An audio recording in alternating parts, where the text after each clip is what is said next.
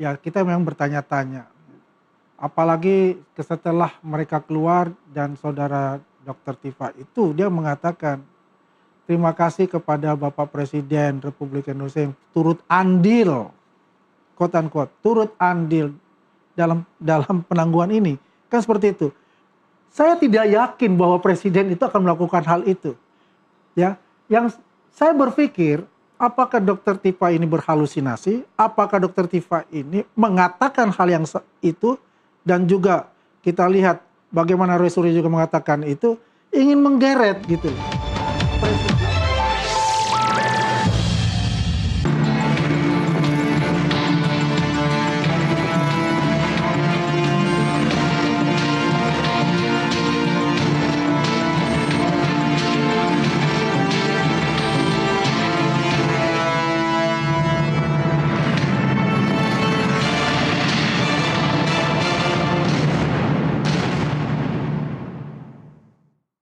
Kembali membahas mengenai penangguhan Roy Suryo dan Dr.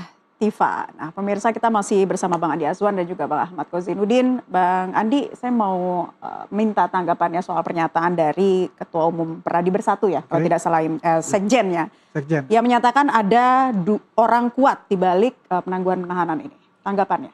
Ya, kalau kita melihat apa yang terjadi ya dalam penangguhan ini, ya kita memang bertanya-tanya. Apalagi setelah mereka keluar dan saudara Dr. Tifa itu dia mengatakan terima kasih kepada Bapak Presiden Republik Indonesia yang turut andil, quote unquote, turut andil dalam penangguhan ini. Kan seperti itu. Saya tidak yakin bahwa presiden itu akan melakukan hal itu. Ya, yang saya berpikir apakah Dr. Tifa ini berhalusinasi? Apakah Dr. Tifa ini mengatakan hal yang itu? Dan juga kita lihat bagaimana Roy Suryo juga mengatakan itu ingin menggeret gitu loh. Presiden dalam hal ini ada pendukung mereka. Selama ini kita ketahui presiden ya memang berdiri di tengah-tengah untuk itu. Tidak mencampuri urusan-urusan yang berhubungan dengan masalah ini. Oke.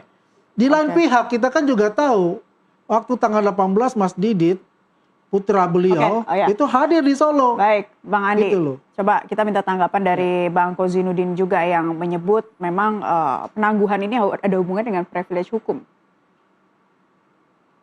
Iya, tidak ya. Saya sudah tegaskan bahwa tidak ada privilege itu kan formilnya biasa saja. Bahwa banyak tokoh yang membersami, iya. Mereka menjadi penjamin. Itu kan membuktikan bahwa Roy Suryo dan Dr. Tifa itu memang didukung perjuangannya oleh sejumlah tokoh. Misalnya saya sebut ada Pak Muhammad Said Didu, ada Pak Profesor Dr. Din Samsudin, ada Pak Komjen Pol Purnawirawan Ugroseno, ada Majen TNI Purnawirawan Sunarko dan yang lainnya. Jadi kalau ada penjamin tokoh-tokoh nasional, iya. Tetapi kalau ada orang besar, saya katakan tidak ada orang besar. Yang ada adalah zat yang maha besar, yang mengabulkan doa-doa masyarakat yang selama ini mendukung Roy Suryo dan Dr. Tifa, sehingga atas izin Allah kemudian penangguhan itu dikabulkan oleh Kejaksaan Negeri Jakarta Selatan. Itu yang terjadi, bahwa memang kabar ini tentu tidak melegakan ya kubu Jokowi yang memang sudah sempat syukuran lah ya tentang penangkapan dan berharap euforianya ada kelanjutan dengan penahanan, tetapi ternyata anti klimaks, ternyata kenyataannya tidak sesuai dengan harapan mereka. Saya kira di situ poinnya, lalu mencoba membangun ada privilege, ada orang besar, ada tokoh besar dan seterusnya.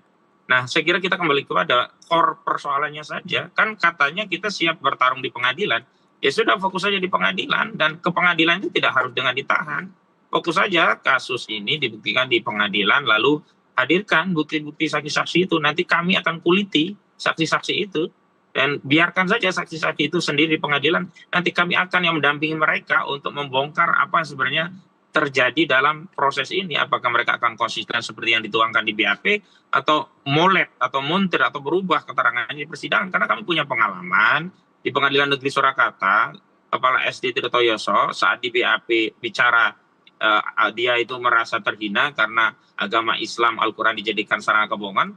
pada saat di fakta persidangan ternyata dia Kristen dan dia mencabut pernyataannya. Katanya itu udah disiapkan oleh penyidik. Nah, ini kan berarti banyak rekayasa. Ya, nanti kita bongkar-bongkaran lah di persidangan. Kita Menarik akan tunggu sekali dan bersama saya ya. suka sekali bongkar-bongkaran di persidangan itu. Saya suka sekali. Bongkar-bongkaran di Saya tunggu persidangan. sekali. Bang Andi Azwan, substansi yang akan dibuktikan oleh pihak Jokowi itu nantinya apa? Informasi tidak benar, niat menyerang kehormatan atau kerugian reputasional? Ya, kalau kita lihat dari sosok presiden ketujuh semuanya ada di sana gitu ya. Kalau kita lihat, kalau mereka bicarakan objeknya itu adalah ijazah asli Pak Jokowi itu, ya kita tidak hanya membicarakan bahwa ijazah asli itu, ya itu banyak juga dokumen yang bisa mendukung itu. Dari beliau masuk sampai beliau di wisuda dan teman-temannya juga ada. Tidak takut kita mau dikuliti juga boleh. Yang saya tahu itu adalah kerupuk kulit, di kulit itu nggak ada gitu, ya. Itu kan istilah-istilah yang digunakan ya. Sedikit untuk penekanan, tapi kalau kita kan biasa-biasa saja untuk itu, karena memang sudah menyiapkan kok dokumen-dokumen itu, apalagi yang mengisu ijazah itu sendiri adalah UGM sudah mengatakan itu asli, ya, dan dia mengatakan oh bukan begini-begini, ya silakan untuk itu. Semua uji forensik sudah dilakukan ya, uji tentang data digitalnya pun sudah semua, apalagi Rismon ya sebagai key player ini sudah tidak ada di barisan mereka yang nanti akan menjadi saksi untuk mereka. Siapa-siapa mereka itu sebenarnya dan siapa-siapa di belakang itu. Apakah mereka seorang ilmuwan? Tentu tidak. Ya, karena mereka itu semua bergantung pada Rismon pada saat itu dan mereka itu hanyalah menggunakan kata ilmuwan padahal mereka bukan seorang ilmuwan. Intinya itu. Bang Kozinudin, termasuk juga soal Rismon ya yang nanti akan terlibat dalam hal ini. Seperti apa Anda menanggapinya? Ya, saya minta himbau kepada seluruh saksi yang akan hadir di persidangan termasuk Saudara Joko Widodo, siapkan fisik, siapkan kesehatan, siapkan psikologis, mudah-mudahan selalu sehat, tidak kena penyakit. Karena di Pengadilan Negeri Surakarta ada saksi namanya Bambang Prasetyo yang konon teman Joko Widodo saat SD, saat penundaan sidang nggak bisa hadir, pada sidang penundaan selanjutnya ternyata kena serangan jantung dan meninggalnya. Kami tidak ingin juga itu kembali terjadi karena tekanannya itu sangat besar kalau ada di persidangan. Mudah-mudahan Sivitas Akademika UGM yang sudah diperiksa juga sudah siap dan siap lahir batin untuk memberikan keterangan di persidangan. Juga SMA yang diklaim lulusannya Jokowi di situ, SMA 6 Surakarta juga siap-siap. Juga kembali ya SDN Tirtoyoso juga mudah-mudahan bisa dihadirkan. Dan kalau untuk Rismon sederhana saja, saya akan tanya tentang Rismon itu tentang ijazah Yamaguchi-nya. Apakah benar dia bergelar S2 di Yamaguchi, doktor di Yamaguchi, apakah benar dia pernah menggunakan surat keterangan kematian itu pernah dilaporkan oleh Bung Andi Azwan.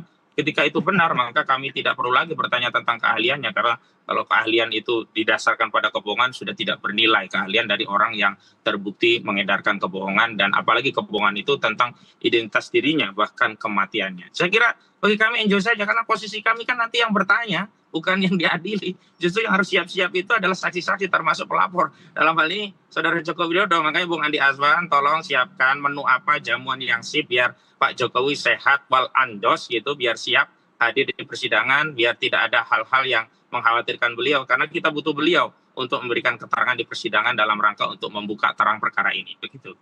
Bang Kozinudin, dakwaan dilimpahkan ke Kejaksaan Jakarta Timur ya? Kapan persidangan informasi dari akan Kejari berlangsung? ini akan. Ya. Kenapa?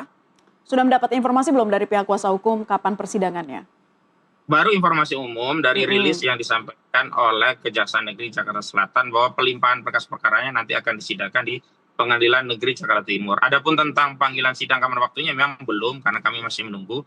Kemungkinan ini baru pemberkasan dari pihak Kejari untuk dilimpahkan ke Pengadilan Negeri Jakarta Timur. Ya, kita tunggu saja begitu. Oke, kita akan tunggu saja ya. Terakhir deh closing statement Bang Andi Azwan, silakan. Ya, closing statement tadi dikatakan ya, kita mengatakan bahwasanya alhamdulillah sampai sekarang Pak Jokowi sehat walafiat dan semakin lama semakin banyak orang yang hadir untuk bersilaturahmi dengan beliau.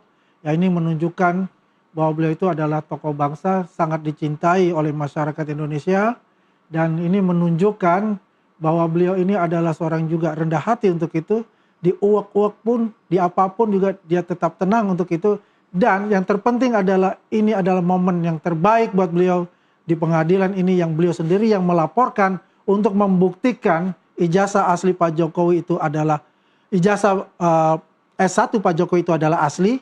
Yang dituduh palsu oleh mereka itu bisa terkuak ya, bisa publik melihat semuanya apa yang dinarasikan oleh mereka palsu 99,9% itu dapat terbantahkan dan mereka akan terkena dengan pasal dari Undang-Undang ITE 28, 32, 35 itu. Dan terima kasih, siap-siap bertemu di pengadilan. Oke, kita akan tunggu bersama tentunya ya, akan selanjutnya dramanya udah sampai ke persidangan nih nantinya ya. Segera akan kita tunggu proses selanjutnya. Terima kasih Bang Andi Azwan, Ketua Umum Militan Gibran Nusantara, dan Kuasa Hukum Roy Suryo, Bang Ahmad Kozinudin, telah bergabung bersama kami di kesempatan NTV Dialog Prime hari ini. Pemirsa, penahanan dalam proses pidana memang bukan kewajiban otomatis, tetapi setiap keputusan aparat harus dapat dijelaskan secara transparan, konsisten, dan adil. Kasus Roy Tiva menunjukkan bahwa hukum tidak hanya bekerja di ruang prosedur, tetapi juga di ruang persepsi publik. Proses hukumnya itu kini menjadi atensi besar publik. Dan tetaplah bersama kami, NTV Prime masih akan kembali untuk Anda seusai jeda berikut ini.